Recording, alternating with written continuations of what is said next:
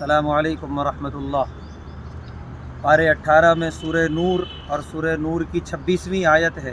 अल-खबीसातु लिल-खबीसीन वल-खबीसून लिल-खबीसात वत-तय्यिबातु लित-तय्यिबीन वत-तय्यिबून लित-तय्यिबात। इस आयत की तफसीर में हज़रात मुफस्सिरीन ने बड़ी मजबूती के साथ और कसमें खा खा के ये बात लिखी है कि हया के मैदान में मर्द जितना बेहया होगा उसकी होने वाली बीवी भी उतनी बेहया होगी, बीवी जितनी बेहया होगी उसका शौहर भी उतना बेहया होगा।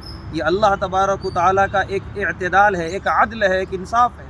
इसी तरीके से जो शौहर जितना बाहया होता है उसकी बीवी उतनी बाहया मिलती है, और जो बीवी जितनी बाहया होती है उसका शौहर भी उतना ही ज़्यादा बाहया होता है। तो पैगाम ये है नौजवानों कि अपने आप को पाकीज़ा और बाहया बनाओ, बेहया न बनाओ, ताकि तुम्हारी होने वाली बीवियाँ भी बाहया और पाक दामन मिलें।